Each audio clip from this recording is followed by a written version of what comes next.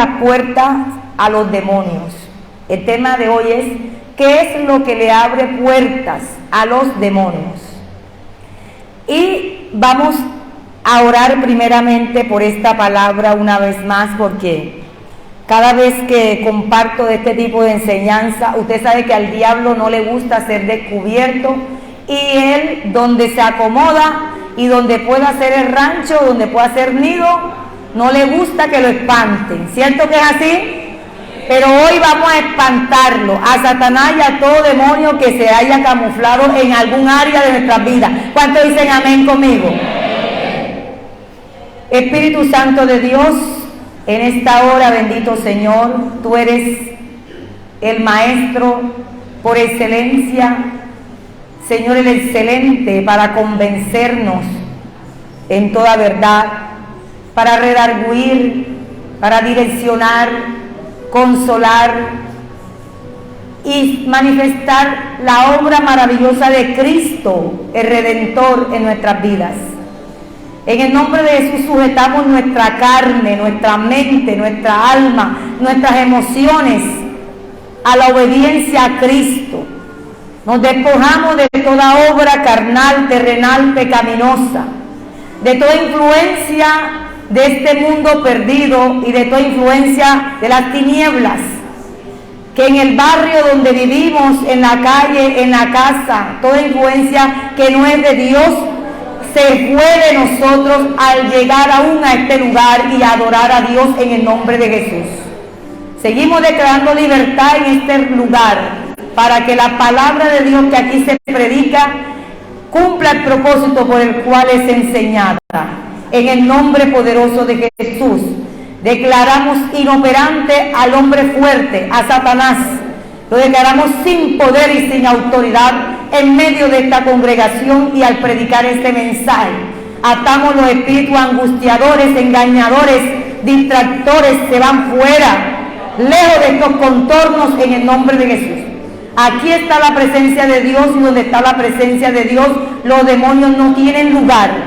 Por eso seguimos declarando en el nombre de Jesús este lugar cubierto de la presencia de Dios, restaurado, limpiado y resguardado por ángeles con espadas encendidas, impidiendo toda infiltración de tinieblas en el nombre de Jesús. Declaramos ángeles en el techo, en la puerta, en la entrada, en la salida.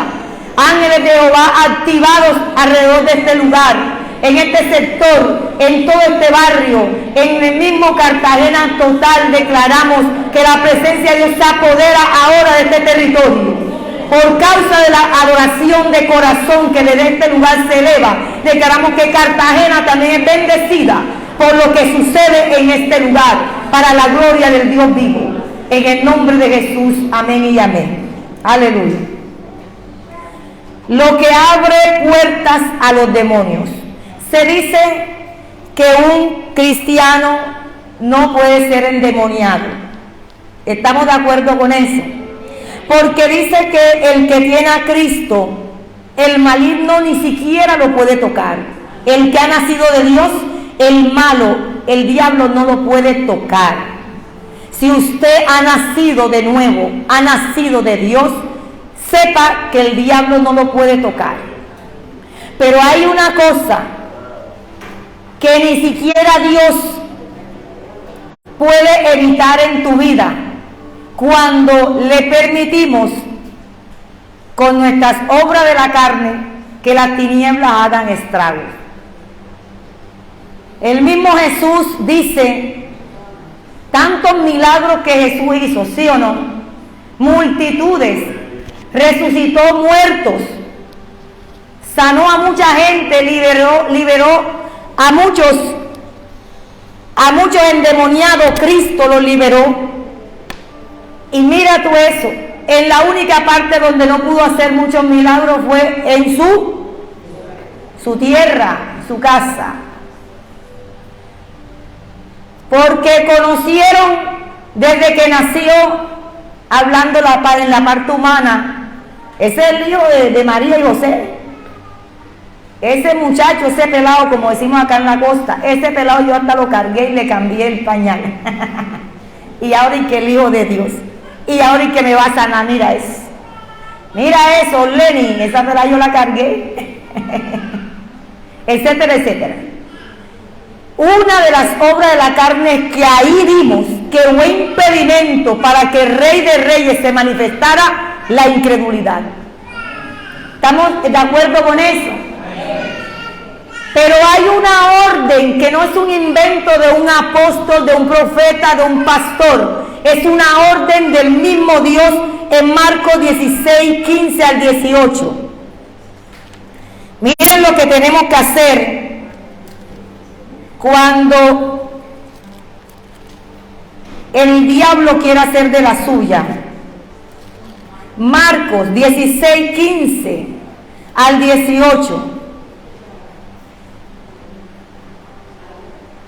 Marcos 16, 15, 18. Y les dijo, miren la orden, vayan por todo el mundo y anuncien las buenas nuevas a toda criatura. El que crea y sea bautizado será salvo, pero el que no crea será condenado. Estas señales acompañarán a todos los que crean. En mi nombre expulsarán demonios, hablarán en nuevas lenguas, tomarán en sus manos serpientes, y cuando beban algo venenoso no les hará daño alguno. Pondrán las manos sobre los enfermos y estos recobrarán su salud. Esta es una orden, este no es un invento, este no es para alegrar un culto, este no es para hacer un show. Hay gente que menosprecia las manifestaciones del Espíritu de Dios y piensan que cuando uno echa fuera demonios, piensan de que eso no es de Dios, entonces ¿de quién será? El diablo no se puede echar fuera él mismo. ¿Es así o no es así? Entonces, ¿por qué nos amargamos si un hermanito está echando fuera demonios? Déjelo. Poner las manos sobre los enfermos, eso no es un invento de hombre. Ahí está la orden. Pondrán las manos sobre los enfermos. Muéstrame tus manos, a ver. Que tus manos sean las manos de Dios. Dios quiere que tus manos sean sus manos. Dios quiere que tu boca sea su boca. Dios quiere que tus pies sean sus pies para ir y hacer su obra aquí en la tierra. Si Él no necesitara de nuestras manos, de nuestra boca, de nuestros pies, ¿para qué nos dio la gran comisión? ¿Lo ha podido hacer Él solo? Entonces, esta es una orden, pero el maligno va a hacer hasta lo imposible para que usted y yo no cumplamos con esta orden.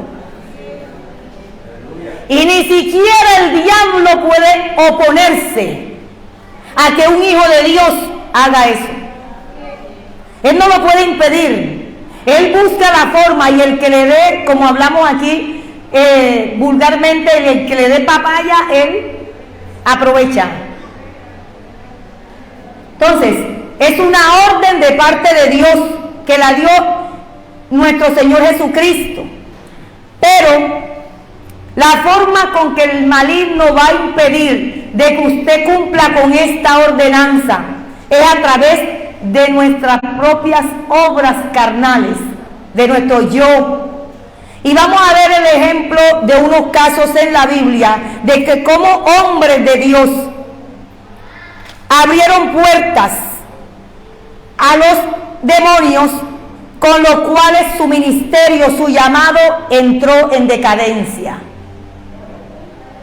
Dios es todopoderoso, Él lo puede todo, pero con algo que Dios no puede hacer es tratarte como si fuera un robot. Porque si Dios no nos hubiera dado libre albedrío, aquí ni Adán ni Eva hubieran pecado. Con eso le digo todo. No hubiera pecado, no hubiera nada, malicia ni nada, porque Adán y Eva jamás hubieran desobedecido a Dios. Él le dio libre albedrío.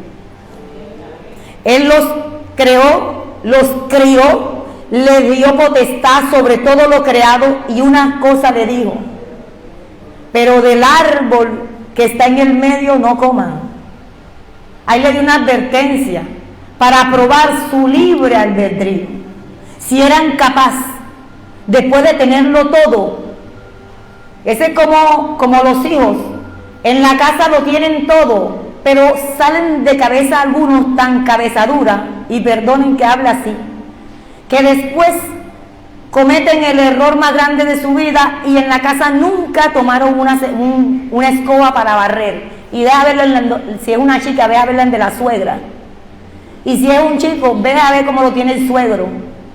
Es el sirviente de la casa.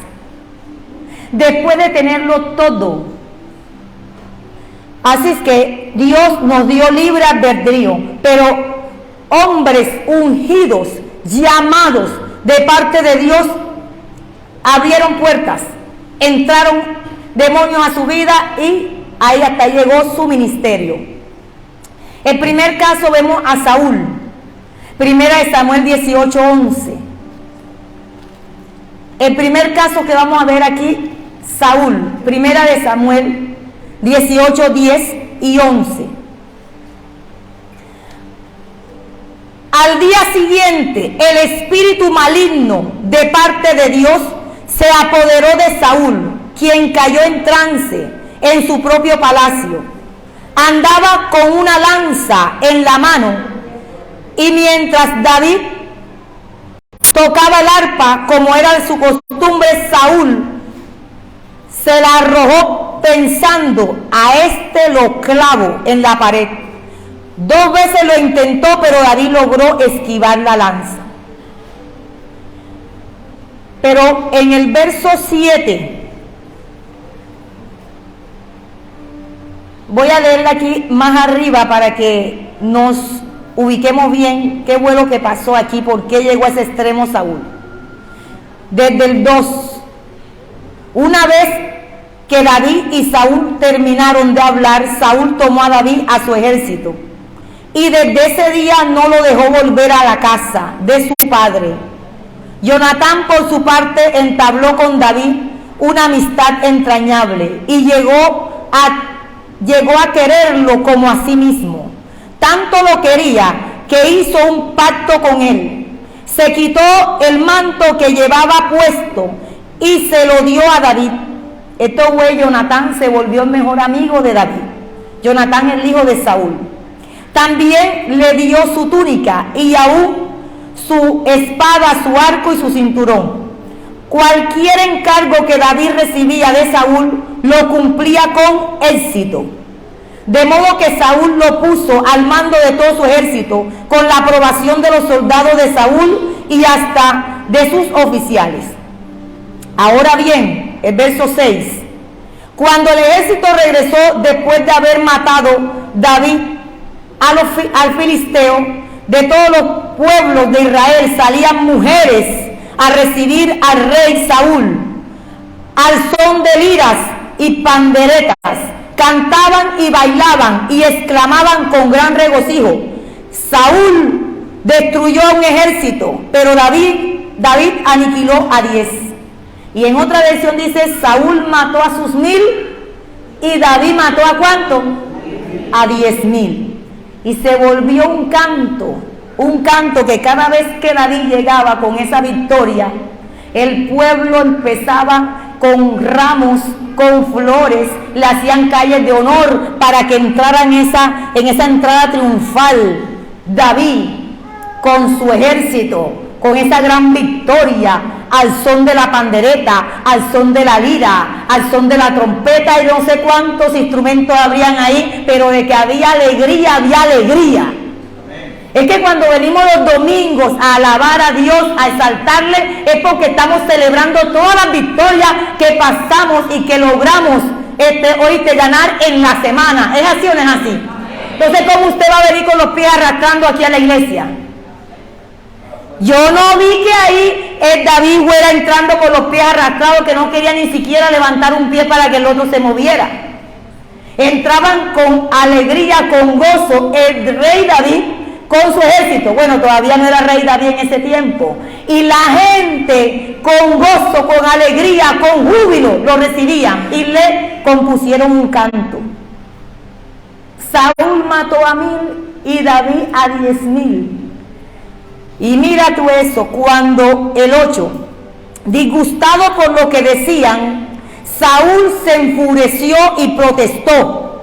A David le dan crédito por 10 ejércitos, pero a mí por uno solo. Lo único que falta es que le den el reino. Y a partir de esa ocasión, Saúl empezó a mirar a David con recelo. Y en otra versión dice que lo empezó a mirar con desprecio. ¿Por qué? ¿Por qué tanto odio? Hermano, hermana que estás en este lugar, esta historia todavía se repiten hasta el día de hoy. ¿Es así o no es así? ¿Por qué tanta envidia? ¿Por qué tanto celo? Te dice Jesús como le dijo a Pedro, porque el Pedro se enceló que Juan andaba recostado de Jesús y cada vez que podía se recostaba hasta en el hombro, en el pecho del maestro. Y Jesús le dijo a Pedro, porque Pedro se quejó, ajá, ¿y este qué? Ahora anda encima de ti. Y Jesús le dijo, hazlo tú también. ¿Y tú qué? Hazlo tú también, sigue tú, haz lo mismo. ¿Es así o no es así? El celo trajo que enseguida se apoderaba de Saúl. Espíritus, demonios se empezaron a apoderar de la mente de Saúl. Y era el odio, en la rabia que tenía tanto Saúl, que se convirtió en odio. El odio lleva a una persona hasta desearlo matar. Hay cristianos bien bonitos por fuera, bien elegantes, bien maquillados, y quién sabe a cuánto querrán matar. Hay poder en la sangre de Cristo. Hay poder en Jesús. Dígale que está a su lado, ¿serás tú o seré yo? Dígale, la verdad que yo te amo. Y 1000 veces te amo. Saúl le abrió puertas a un demonio y por eso le pone pensamientos de asesinato contra David. Mira hasta dónde llegó el celo. Mira eso.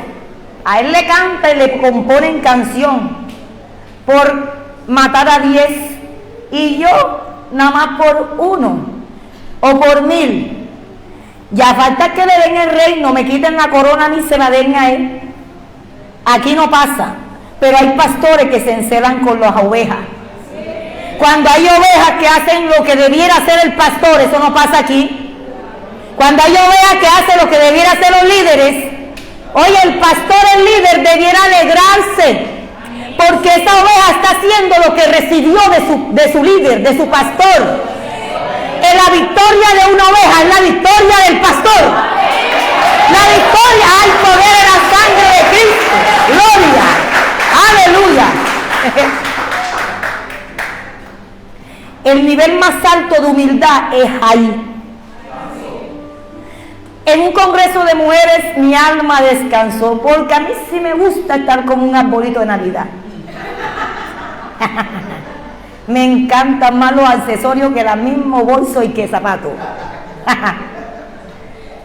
Entonces decía una pastora, muchas mujeres le critican a las otras hermanitas porque se visten elegantes, porque les gusta estar bien vestida. A veces tenemos el bolsillo bien pelado, como un sobaco de reina, pero nadie cree porque...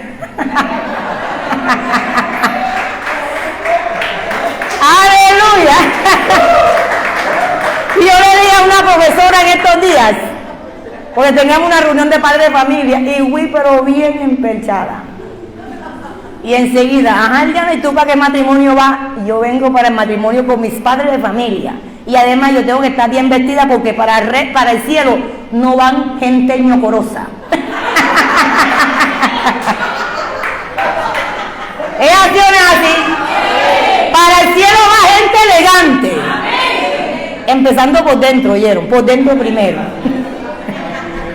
Entonces, David estaba tan amargado porque la victoria de su ejército era su victoria. Él no comprendió eso. El alto nivel más grande, decía aquella pastora, que hay mujeres que su humildad, entre más sucia, entre más hedionda, entre más, oíste, descuidadas, son más humildes. Pero vamos a ver que algunas de ellas son más orgullosas que aquellas que andan bien vestidas, porque orgullo es, por ejemplo, la gente que dice, a mí no me gusta pedirle a nadie. Los amo a todos, pero en la iglesia hay un poco de gente orgullosa. Yo no le pido a nadie. Señor dice, pedid se os dará. Le pedimos al Padre, pero si necesito un favor de un hermano mío, mejor voy a mi hermano. Y mejor voy, como decía yo, bueno, si yo no le pido a mi Padre, hablando de Dios el Padre, ¿a quién le voy a pedir? Al vecino. El vecino es el diablo. Si tú no le pides al Padre Celestial, entonces te va a tocar ir ante el vecino, y el vecino es Satanás. Y hay poder en la sangre de Cristo. ¿Cierto? Entonces, mi hermano, el alto nivel más grande de humildad que Dios quería probar a Saúl aquí, era que reconociera que las victorias de su ejército eran sus victorias. Si él hubiera reconocido eso, nunca Satanás hubiera zarandeado a Saúl. Jamás los demonios lo hubieran perturbado hasta llevarlo a convertirse en un asesino. Entonces, el primer caso que vemos aquí, Saúl. ¿Qué puertas abrió Saúl para que un demonio de confusión, de locura, porque además, como siguió con su mismo celo, con su mismo enojo, hasta querer matar a David sentado en una mesa, comiendo, y David tocando el arpa y coge la lanza, ¿oíste? Y se la zumba, Saúl, porque decía, me lo clavo y lo voy a clavar en la pared, voy a matar. Y estaba sentado ahí en la mesa, ¿oíste? El rey de Israel, el ungido de Jehová. El ungido de Jehová queriendo matar a otro ungido. Pero el problema de muchos ungidos que no quieren reconocer que él no es el único que está ungido. Que aquí no hay uno solo ungido, ungida. Aquí hay más de uno ungido y ungida. Hay poder en Jesús. Aleluya. Y algunos lo sacaron de allá, de lo último del mercado. A otros lo sacaron de allá, de las colinas, de las montañas por allá, no sé cómo se llama, de la quinta por allá. Sacaron algunos ungidos de ustedes. De las delicias, Olaya, y de todos los barrios hasta el más último. Y ya otros ungidos los sacaron trabajando ahí en la oficina en puro aire acondicionado. Y ahora esa ungida que andaba era puro aire acondicionado, aquí lo ponen a barrer y a lavar los baños. Esa es otra ungida que están aquí. Aquí hay de toda clase de ungido. ¿Usted lo está creyendo? El no reconocer que tu hermano también es ungido, llamado por Dios, eso te va a llenar de celo. Y va a venir un demonio que va a querer manipular tu vida. Y ni creces y ni dejas crecer. ¿Es así o no es así? Ay, Dios mío. El diablo no entra sino por medio de un fruto de la carne. Porque ese celo no era del Espíritu de Dios. Ese celo no fue un don que Dios le dio a Saúl. Eso fue una obra de su carne. Saúl le abrió puerta a un demonio a través de ese enojo, por medio de la obra de la carne, que es el enojo y la envidia. El enojo y la envidia no son demonios, son obras de la carne. Entonces, las obras de la carne es como decir, es como si yo abriera esa puerta y yo dijera, adelante. La obra de la carne abre la puerta para que entren espíritus demoníacos a la vida, hasta del más unido que hay aquí en la iglesia. Y eso ha pasado. Gente que Dios lo usaba tremendamente con dones preciosos. Levantaban muertos, sanaban enfermos, tenían una mega iglesia, un ministerio poderoso, predicaban con ese fluir, Dios mío, que usted no se quería ir para su casa de tanto escuchar a esa persona. Y deja ver cómo están ahora y si es que están congregándose en alguna iglesia. ¿Por qué? Porque algunas obras de su carne le abrieron puertas a que entraran demonios y hicieran desastre en la vida de ese predicador o de ese ungido. Saúl tuvo celo de David y esto le abrió puerta a un demonio. Para que ese demonio pueda salir de un cuerpo hay que dejar la envidia y el celo. Para que ese demonio se vaya de la vida de una persona, tienen que soltar, dejar ir la envidia, el celo, si es el caso como Saúl. Es la única manera. Pueden echarte todo el aceite que quieran, puedes ayunar, puedes orar aquí 24 horas, pero si no renuncias al celo, a la envidia, a la obra de la carne, no va a pasar nada en tu vida. Por eso es que estamos llevando a la iglesia hoy en día a que más que buscar la bendición, se cumpla lo que dijo Jesús en Juan, creo que es el capítulo 14 o 17, que habla que en esto consiste la vida eterna, que te conozcan a ti, Padre, y a Jesucristo, al que tú enviaste. El que conoce a Dios renuncia a cualquier obra de la carne. No le cuesta dejar el orgullo, no le cuesta dejar la mentira, no le cuesta dejar el adulterio, porque aunque pareciera imposible, usted se rinde a Dios y cualquier pecado, sea que sea, es echado fuera de tu vida en el nombre de Jesús. Y los demonios ya no te están ahí manipulando tu vida. El que conoce a Dios, cualquier obra de la carne la suelta, la deja ir. Ay, no, pastora, lo que pasa es que yo soy una persona muy orgullosa. Yo ni en mi casa le di trabajo a mi mamá. No me gusta que nadie se meta en mi vida. Bueno, mi hermano, así no vamos a ir para ninguna parte. Porque resulta y pasa que Dios quiere meterse en todas las áreas de tu vida y de mi vida. Amén. Para que ese demonio pueda irse de una persona, hay que dejar el celo y la envidia, en el caso que estamos hablando de Saúl. Entonces, un espíritu de locura y de asesinato entran por la puerta del celo que abrió Saúl. Saúl fue un rey ungido por Dios, y cómo así que después terminó loco y endemoniado. Porque acuérdense que Saúl llegó a entrar en trance. Había momentos que él perdía la mente y él decía que lo estaban persiguiendo, que lo querían matar. Él hablaba locuras. Saúl, mira hasta dónde puede llevar una persona cristiana que no perdona, que no deja el celo, que no deja la envidia. Mira hasta dónde lo pueden llevar los demonios. Y se creen a veces hasta sus propias mentiras. Y a veces la gente dice, ya, si él dijo que es rojo, ¿qué más vamos a hacer? Bueno, segundo caso. Vemos el caso de Judas. Lucas 22. Aquí no estamos hablando de gente que no conoció a Dios. Saúl fue ungido por Dios. Quiera o no quiera, usted y yo, Saúl fue ungido. Y él estuvo hasta en la comunidad de los profetas. Habló con los profetas, con los que andaban en la escuela de profetas. Él habló en lengua, él profetizó, él fue ungido por el Señor. Y mira hasta dónde decayó Saúl.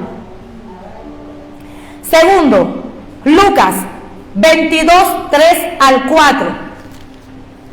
Lucas 22, 3 al 4. ¿Estamos aprendiendo en esta mañana algo?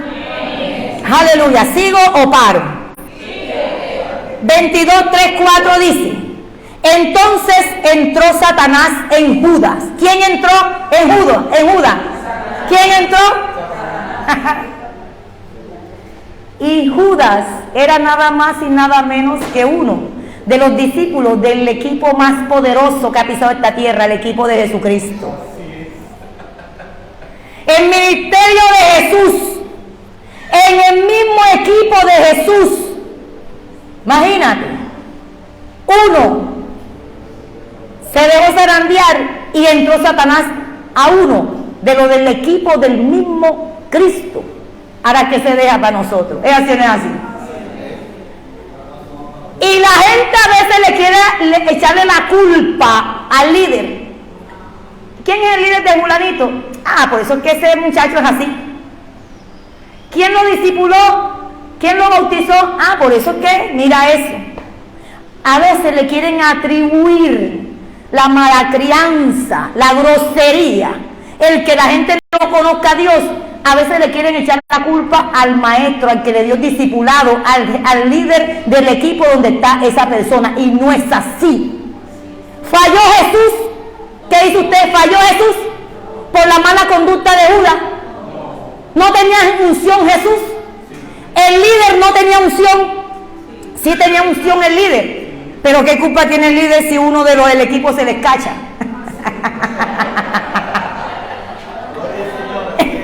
Disculpe que a veces se me sale, ¿oíste? No, y en una iglesia. Y si alguien se va de la iglesia y si la iglesia no está creciendo y si la iglesia, entonces la culpa toda se la tiran ¿a quién? A la pastora principal o al pastor principal. Mira eso, se la aplicaron al mismo papá de los cielos, al mismo Señor, los dos primeros, Adán y Eva. Dios los crió, los creó, le dio de todo y no se la aplicaron. Le obedecieron más al vecino que a él. Mira tú es. Ahora que no se la apliquen a uno. Porque se la quieren tirar al líder. La culpa del pastor, la culpa del líder. La culpa ni es tuya, mujer, si tienes hijos que andan todos como sea, que andan por allá perdidos en la droga, en el alcohol. Si tú eres una persona que ha dado testimonio de oración, de ayuno, de palabra, de buen testimonio, ¿qué culpa tienes tú que ese bendito pelado, esa bendita pelada, no has querido conocer al Rey de Gloria? Hay poder en Jesucristo. ¿Es así o no es así? Y en esta generación es donde más se van a ver esos casos. Que sí hay una palabra que dice que el que no sabe gobernar bien su casa no puede gobernar la iglesia. Pero eso hay que saberlo interpretar. Porque en las cuatro paredes de tu casa, tú no vas a permitir que consuman droga ahí en tus narices. Tú no vas a permitir ahí que estén emborrachándose. Tú no vas a permitir ahí que lleve una mujer hoy, mañana otra, mañana un marido nuevo. En la casa no. Que no quiera hacer de puertas para afuera, ese es su problema. Usted predique y ore y Dios hará. Pero que eso no te detenga ni te desanime de seguir cumpliendo con lo que Dios te ha llamado a ti a hacer. ¿Es así o no es así? Judas, mira tú eso, Judas. Y el diablo, mira, si el diablo no entra en Judas, Judas no vende a Jesús. Si el diablo no entra en Judas, Judas no vende a Jesús, no lo vende. Pero de todas maneras hay propósitos de Dios en todas estas cosas.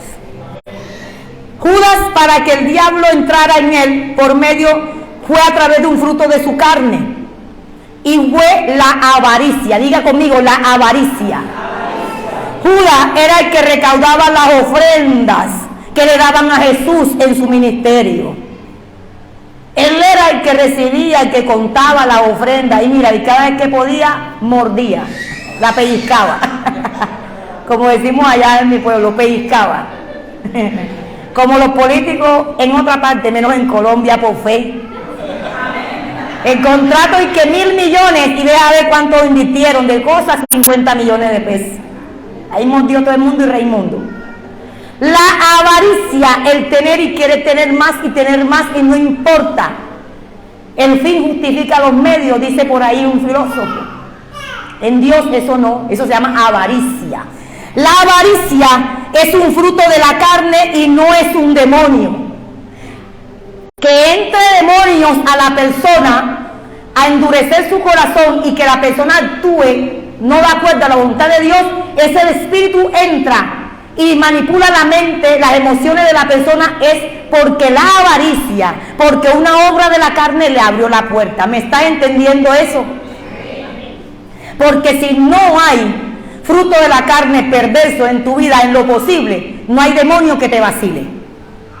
Ay, pastora, si somos débiles, sí somos débiles, pero no es con nuestra fuerza, sino la del Espíritu. Y si nosotros buscamos a Dios en oración constante, por eso Jesús dijo, no dejen de orar, orar sin cesar, para que no entren en tentación.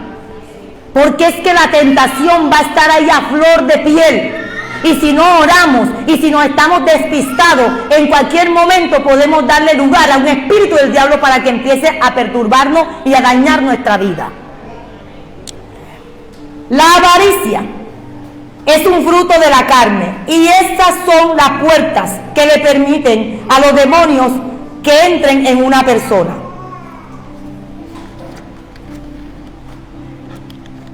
Número 3. Vemos otro caso aquí.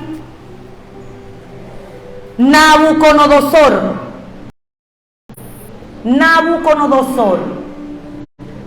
Daniel 5:18. Daniel 5:18. Aleluya. Si alguien lo tiene, me ayuda a leerlo. 5:18 hasta el 21. O yo se lo leo acá, ya lo conseguí. El Dios Altísimo dio al rey Nabucodonosor, padre de usted, grandeza, gloria. Oigan esto, miren todo lo que Dios mismo le concedió a Nabucodonosor. Le dio a Nabucodonosor grandeza, gloria, majestad y esplendor. ¿Quién le dio eso a Nabucodonosor? Dios. Tenga eso pendiente. Gracias a la autoridad que Dios le dio, ante él temblaban de miedo todos los pueblos, naciones y gente de toda lengua. A quien él quería matar, lo mandaba a matar. Será un sicario, Dios mío. A quien quería perdonar, lo perdonaba. Si quería promover a alguien, subirlo de escalafón, subirlo de nivel, promoverlo, lo promocionaba. Y si quería humillarlo, lo humillaba. Nabucodonosor tenía bastante poder y el mismo Dios se lo concedió. Pero cuando su corazón se volvió arrogante y orgulloso, se le arrebató el trono real y se le despojó de su gloria. Fue apartado de la gente y recibió la mente de un animal. Vivió entre los asnos salvajes y se alimentó con pasto, como el ganado. El rocío de la noche empapaba su cuerpo. Todo esto le sucedió hasta que reconoció que el Dios Altísimo es el soberano de todos los reinos del mundo y que se los entrega a quien él quiere. Nabucodonosor fue un látigo en las manos de Dios porque había mucha desobediencia en ese tiempo, y ustedes saben que Dios, a la hora de dar victoria a su pueblo, eso era producto de la obediencia. La obediencia es un fruto también de la carne, pero para bien, no para mal. Hay fruto de la carne para bien, pero hay para mal. Cada vez que el pueblo de Israel obedecía, tenían victoria segura, botín y todo. Pero cuando entraban en decadencia por el orgullo, por la desobediencia, la idolatría, adulterio y muchas otras cosas, venían las pérdidas. Y Dios era el que castigaba a su pueblo, usando a veces hasta los enemigos para que recibieran por su desobediencia. Pero a la hora de que Dios se conmovía en misericordia, llevaban los mismos enemigos y los mandaba el mismo Dios, hacia que los enemigos se mataran entre ellos mismos. Porque eso es como la mamá y el buen papá. Usted le pega a su hijo, si le pega, pero que le pegue otro, no lo va a permitir, ¿cierto? Así era Dios con el pueblo de Israel, y creo que sigue siendo con nosotros así. Por eso que dice, ay del que se meta con uno de mis pequeñitos, dice el Señor. Mejor es que se enrolle una cadena de hierro en el cuello con una bola de hierro y se tira a lo más profundo de la mar. Porque Dios es el único que tiene el poder para dar vida y para quitarla, para bendecir como para castigar, porque Dios dice que el hijo que él ama lo corrige y lo castiga. Y todas son manifestaciones de amor. Nabucodonosor fue por un tiempo, pero él se llenó de orgullo, de arrogancia, porque todo el mundo le tenía miedo. Era como un Hitler, lo veo yo así. Todo el mundo le tenía miedo porque el que mandaba a matar se moría. Al que él perdonaba, lo perdonaba. Al que quería humillar, lo humillaba. Al que quería exaltar, lo exaltaba.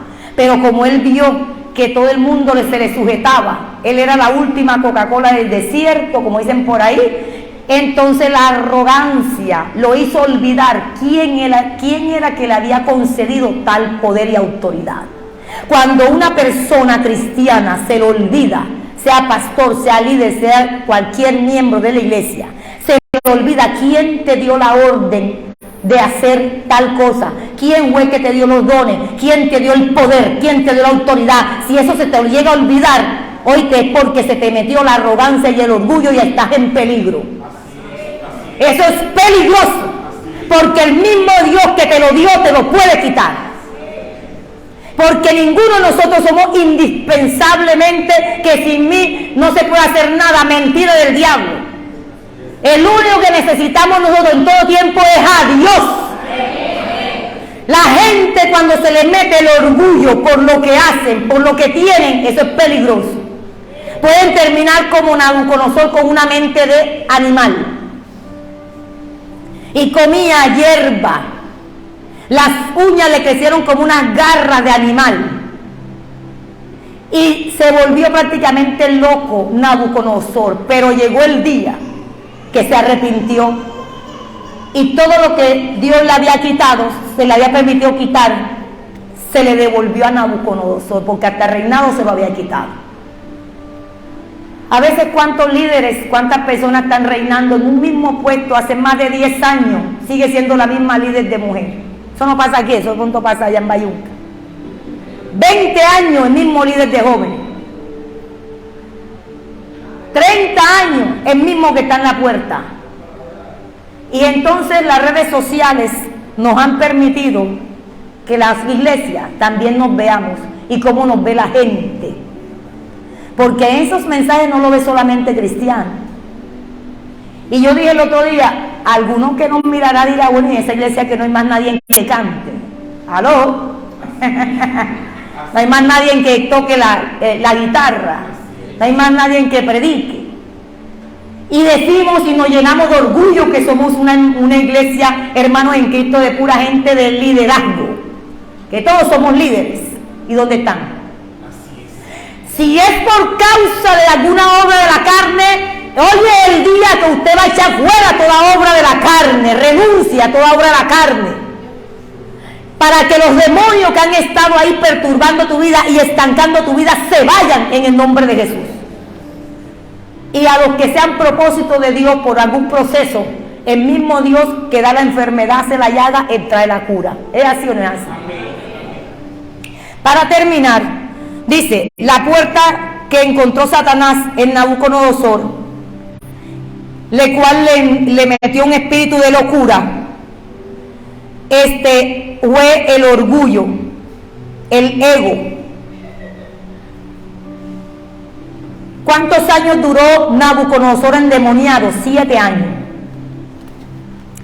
¿Cuántos años tienes de estar en alguna condición que Dios te está mostrando que no es de Dios? ¿Ah? Piensa, joven, que estás aquí, niño que estás aquí, ¿en qué nos estamos gastando la vida? Estamos dando vuelta como el pueblo de Israel en lo mismo, arreglando los mismos problemas entre nosotros mismos, arreglando el mismo chisme, el mismo comentario, la misma pelotera, el mismo que adultera, el mismo que fornica, el mismo que miente. Salgamos de ahí. Soltemos toda obra de la carne, porque ya Dios nos quiere meter en la tierra prometida, aleluya. Pero la tierra prometida se entra cuando tú sueltas todas esas obras de la carne. Y en una serie que me vi la escena cuando Josué le dice al pueblo, primero conságrense, dejen el pecado, porque Dios ha determinado que ya vamos a cruzar el río Jordán y vamos a pasar para la tierra prometida. Y hasta que el pueblo no se consagró, no soltó las obras de carne, no pasaron el Jordán. Iglesia, hermanos en Cristo, este es un tiempo donde estamos viviendo muchas señales del fin del mundo. ¿Es así o no es así? Rumores de guerra hoy más que antes, y hasta rumor de la tercera guerra mundial. Eso no es cualquier cosa. Pestes, ya vinieron algunas y según van a venir unas peores. Terremotos y todo lo que ha pasado en otros lugares más que aquí. Cuando veamos eso, porque está cerca, pero así como está cerca el fin, también está por manifestar la última de las más gloriosas generaciones, donde será derramado el Espíritu de Dios sobre toda carne. Y ahí es donde tenemos que aprovechar nosotros, donde sobreabunda el pecado, sobreabunda la gracia de Dios. Dos cosas que el diablo le tiene miedo. Número uno, al nombre que es sobre todo nombre, al nombre que cuando se nombra, toda rodilla tiene que doblarse y toda lengua confesará que Él es Jesús el Salvador. El diablo le tiene miedo número uno al nombre de Jesucristo. Y cuando usted sabe a quién está nombrando, no a Jesús el que vende las empanadas, no es Jesús el doctor del puesto de salud donde tú vives, no. No es Jesús tu profesor, el que le tenía rabia. Cuando tú sabes a qué Jesús te está refiriendo, es ahí. Depende del grado de revelación que Jesús tú conoces. Que algunos cierran los ojos cuando están invocando el nombre de Jesús y se pintan a Jesús crucificado. Ese no es Jesús vivo. El diablo le tiene miedo a una persona que sabe que cuando está mencionando a Jesús, sabe de qué Jesús se refiere. De ese Jesús que lo derrotó, que lo humilló, que lo exhibió públicamente, y por eso es ese Jesús, es victorioso y está por encima de él. El diablo es inmundo en nombre de Jesús. Yo te estoy hablando del Jesús que por cual todas las cosas son hechas, porque ninguna de las cosas que están creadas sin él no podían existir. Te estoy hablando de un Jesús que Él despojó a las potestades, Él humilló a todas las potestades, a los demonios, y que ni la muerte lo pudo detener. Cuando tú mencionas ese tipo de Jesús que te estoy hablando, el diablo huye. Amén. Y número dos, le tiene miedo a la santidad. Un hombre o una mujer de Dios que ande en santidad, entre más santos seamos, menos oportunidad le damos al diablo para que nos influencie. El diablo le tiene mucho miedo a la santidad. Y por eso él no se cansa de buscar la forma de ponerte las cascaritas para que caigas en adulterio, para que caigas en fornicación, para que sientas envidia. Y si están reconociendo a alguien y a ti no, en ese momento, aunque te dé como una cosquillita, algo que te sube y te baja, respira profundo, bota y di gracias, Señor, porque eso lo estás haciendo tú a través de mi hermano. Y ahí no le damos lugar para que el celo se manifieste en nuestra vida y traiga influencia demoníaca. Cuando veas a alguien que cae en adulterio, no te alegres. Cuando veas a alguien que cae en alcoholismo, no te alegres. Porque pareciera, pero en la iglesia cristiana desafortunadamente hay mucha desconsideración. No es que vamos a aplaudir al que adultera, no vamos a acariciar al que fornica, pero la Biblia dice que el que crea que esté firme, mira que no caigas. Ese es un nivel también de humildad y de tú guardarte. Señor, guárdame, Señor, para no caer en lo mismo, y ora por tu hermana o por tu hermano. Amén. Entonces, se cree que el 70% del ministerio de Jesús fue echar fuera demonios, y muchas iglesias no quieren hacer esto, y que porque no te metas. Aquí cantamos, aquí adoramos, pero deja ese diablo y sus demonios quietecitos, no te metas con esa gente. Algunos ni siquiera quieren que uno reprenda a Satanás en alguna iglesia, porque según que cuando uno más menciona el nombre del diablo, él se manifiesta, y se manifiesta, se tiene que largar. ¿Es así o no así? Mejor prefieren tenerlo ahí adentro, ahí camuflado. Jesús echó fuera demonios. Donde Cristo llegaba, los demonios tenían que irse. Los demonios se manifiestan, pero uno los echa fuera en el nombre de Jesús. Entonces, mis hermanos, con esta enseñanza vemos que entre más tú conoces también a Dios, puedes entender este tipo de enseñanza, de cuáles son las órdenes que ese Dios Jesús nos dio. Sabiendo que conocemos a Jesús, pero también no podemos ignorar las maquinaciones de las tinieblas. Al diablo y los demonios también a veces tenemos que conocer cómo son sus astucias, porque si no, por ignorancia también pecamos o caemos en sus trampas. Los demonios también tienen cierto poder. Por eso es que tú ves que algunas brujas vuelan, algunos magos de esos se transportan, etcétera, etcétera. Los demonios también tienen conocimiento. ¿Por qué? Cuando Jesús le está echando fuera los demonios al endemoniado Gadareno, ellos mismos le dijeron a Jesús: ¿qué quieres con nosotros, hijo del Dios Altísimo? Ellos saben, ellos conocen, y ellos también hacen peticiones. Por lo menos échanos ahí a ese hato de cerdo. Los demonios son reales. Real es Dios, real el Padre, el Espíritu Santo, Cristo, pero los demonios también son reales. Y ellos no están aquí para jugar. Ellos saben para qué están aquí. El propósito es matar, robar, destruir, y que más gente se vaya para el infierno, que es la casa que fue preparada para ellos. Pero usted y yo, iglesia, que hemos nacido de nuevo y sabemos que somos salvos, seamos las manos, la boca de Dios, seamos colaboradores de Dios para seguir echando fuera demonios, y menos vida vayan a ese lugar que no es para la gente, sino para el diablo y sus demonios. Y no le demos papaya a nosotros a los demonios, que nos vuelvan tontos, ignorantes, amargados, encerrados en uno mismo y la gente perdiéndose. ¿Dónde está tu familia? ¿Dónde están tus hijos que no son cristianos? ¿Dónde están?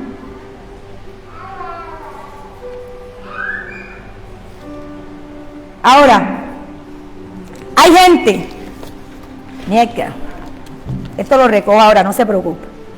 Hay gente, y ya terminé la enseñanza, ya puedes